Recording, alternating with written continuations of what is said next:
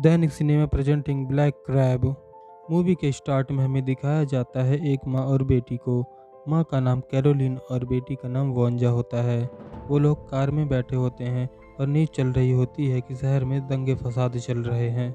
कि इतने में वहाँ पे कुछ लोग भागते हुए नजर आते हैं और गोलियों के चलने की आवाज़ आने लगती है। कि दोनों लोग काफ़ी डर जाते हैं और इतने में कुछ आतंकी वहाँ पे आते हैं और वोंजा को उठा के ले जाते हैं। अब प्रेजेंट डे का सीन दिखाया जाता है जिसमें एक फौजी ट्रेन का कंटेनर खुलवाता है और उसमें कैरोलिन होती है जो अब एक आर्मी ऑफिसर होती है। शहर की हालत बहुत ही बदतर हो चुकी है। एक औरत कैरोलिन को खाना ऑफर करती है। कैरोलिन उसे बताती है कि अगर जिंदा रहना है तो तुम्हें नॉर्थ की ओर जाना होगा। इतने में एक फौजी कैरोलिन को लेने आता है और उसे लेके चला जाता है। शहर के हालात बहुत ही ख़राब हो चुके हैं और पूरे शहर में बर्फ़ जम चुकी है। वो फौजी कैरोलिन को कार में बैठे रहने का कह के वहाँ से चला जाता है, पर कैरोलिन को ये जगह सही नहीं लग रही होती है। वो कार से बाहर निकलती है कि कुछ लोग उस पर हमला कर देते हैं। कैरोलिन उन सबको गोली से उड़ा देती है और कार लेके वहाँ से चली जाती है। कैरोलिन बेस पे पहुँच जाती है जहाँ बताती है कि उसे किसी खास मिशन के लिए बुलाया गया है।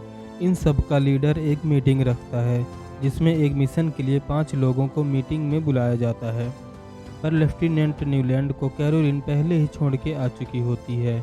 इसलिए मीटिंग में सिर्फ 4 लोग होते हैं।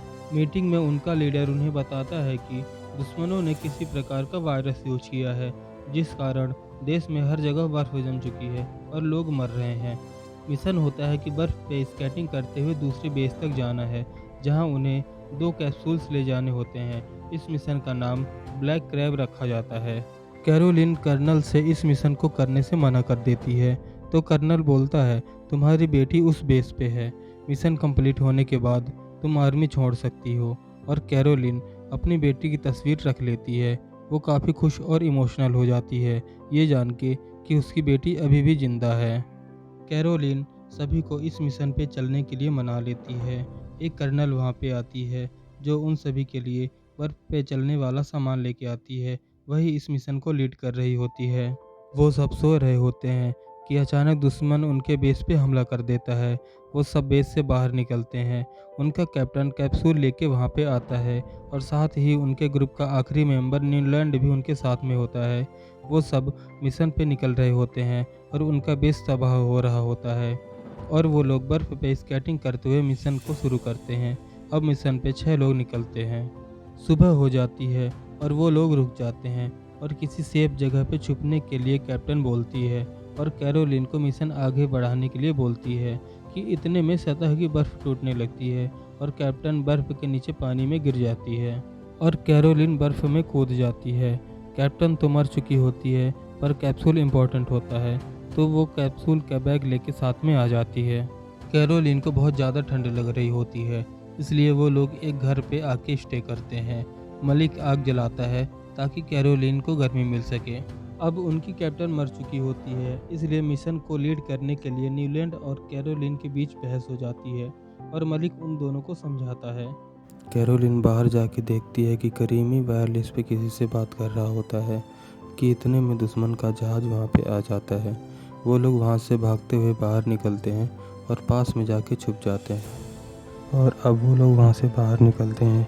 कुछ दूर जाने पर करीमी बर्फ़ में गिर जाता है। कैरोलिन टॉर्च जला के देखती है तो वहाँ पे लोग मरे पड़े हुए हैं, बर्फ़ में जम चुके हैं। वो लोग एक पास की जगह पर जाके बैठे होते हैं कि इतने में दुश्मन का जहाज़ वहाँ पे आ जाता है और उन लोगों पर फायरिंग करने लगता है। इधर इधर उधर भागने लगते हैं। वो लोग पास के आइलैंड में जाते हैं कि उन्हें पता चलता है कि आइलैंड पे कोई और भी है। वो लोग जाके देखते हैं तो एक बूढ़ा कपल रह रहा होता है। वो आपस में बातें कर रहे होते हैं कि कैरोलिन देखती है कि उस बूढ़े आदमी ने टेबल के नीचे गन लगा के रखी है और उन लोगों पे फायरिंग कर देता है। उन दोनों को मार दिया जाता है पर फायरिंग में करीमी की मौत हो जाती है और फायरिंग के बीच में मलिक को भी गोली लग जाती है। और अब वो लोग वहाँ से बाहर निकलते हैं। 2 लोग मारे जा चुके होते हैं और मलिक को भी गोली लगी हुई होती है और उसकी हालत धीरे धीरे ख़राब हो रही होती है। वो लोग एक टूटे हुए जहाज़ पे स्टे कर रहे होते हैं पर मिशन को आगे बढ़ाने के लिए मलिक को यहीं छोड़ के जाना होता है। इसलिए इस बात पे ग्रैंडविक एंग्री हो जाता है और ग्रैंडविक वो कैप्सूल बाहर निकाल लेता है। पर न्यूलैंड उस पर गोली तान देता है क्योंकि उन्हें कहा गया होता है कि कैप्सूल को कोई भी हाथ नहीं लगाएगा। ग्रैंडविक उसे खोल देता है तो पता चलता है कि इसमें एक खास तरह का वायरस है जो एक बायोलॉजिकल वेपन है। मलिक उन्हें बताता है कि ये जंग ही नहीं सब कुछ तबाह कर देगा। कैरोलिन ऊपर जाकर नज़र रख रही होती है कि अंदर से गोली चलने की आवाज़ आती है।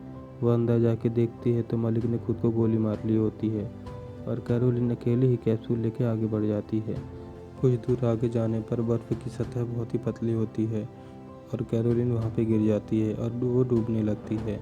न्यूलैंड वहाँ पे आ जाता है और उसे बचा लेता है। वो लोग आगे बढ़ ही रहे होते हैं कि सामने से गोलियां पड़ने लगती हैं और ग्रैंडविक एक स्नाइपर शॉट मारता है। कैरोलिन आगे बढ़ के देखती है तो वो मर चुका होता है। वो लोग एक जगह स्टे कर रहे होते हैं और सो जाते हैं। कैरोलिन सुबह उठती है तो देखती है कि न्यूलैंड कैप्सूल लेके जा चुका है और दुश्मन वहाँ पे आ जाता है और फायरिंग करने लगता है। यहाँ पे फाइट सीन होता है और ग्रैंडविक सबको स्नाइपर से मार देता है।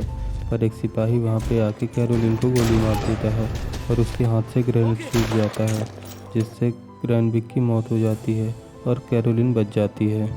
वो गुस्से में आगे बढ़ती है और न्यूलैंड को रुकने के लिए कहती है पर वो नहीं रुकता तो कैरोलिन उसे शूट कर देती है। न्यूलैंड उसे बोलता है कि ये कैप्सूल को उन्हें ख़त्म करना होगा नहीं तो सब मारे जाएंगे। पर कैरोलिन उसकी बात नहीं मानती और वहाँ से चली जाती है।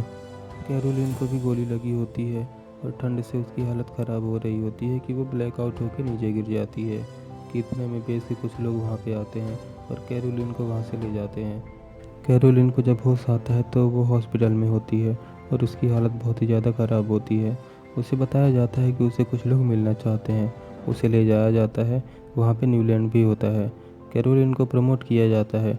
तब वो अपनी बेटी से मिलने की बात कहती है पर उसकी कैप्टन उसे बोलती है कि उसकी बेटी यहाँ कभी थी ही नहीं। कैरोलिन को इस बात पे बहुत गुस्सा आ जाती है और वो इमोशनल हो जाती है। वो न्यूलैंड से जाके मिलती है और इस वायरस को ख़त्म करने की बात करती है और न्यूलैंड मान जाता है। वो लोग लैब की ओर जाते हैं जहाँ वायरस रखा होता है। उन्हें अंदर नहीं जाने दिया जाता। कैरोलिन उन्हें मार देती है और लैब के अंदर आ जाती है। वो लोग अंदर जाके वायरस को ले लेते हैं पर आर्मी उन्हें घेर रही होती है। कैरोलिन चाहती है कि उस वायरस को वहीं पे तोड़ दिया जाए पर एक असिस्टेंट बोलता है कि उसे बाहर ले जाके नष्ट करना होगा नहीं तो बेस पे मौजूद सभी लोग मारे जाएंगे। वो लोग बाहर की ओर भागते हैं। कैरोलिन की हालत ख़राब होती है। वो न्यूलैंड को वहाँ से जाने के लिए कहती है कि आर्मी कैरोलिन को ढूंढ लेती है और उसे घेर लेती है। उसकी कैप्टन वहाँ पे आके कैप्सूल के बारे में पूछती है। कैरोलिन ने कैप्सूल को ग्रेनेड में बांध के रखा होता है और उसे देने से मना कर देती है। न्यूलैंड वहाँ से चला जाता है और कैरोलिन उस वायरस को खुद के साथ ब्लास्ट कर लेती है। ये मूवी का एक्सप्लेनेशन आपको कैसा लगा प्लीज़ कमेंट सेक्शन में बताइए। अगर आपको किसी भी मूवी का एक्सप्लेनेशन चाहिए तो कमेंट सेक्शन में उसका नाम लिख सकते हैं और प्लीज़ वीडियो को सपोर्ट करिए और वीडियो को शेयर करिए। Thank you.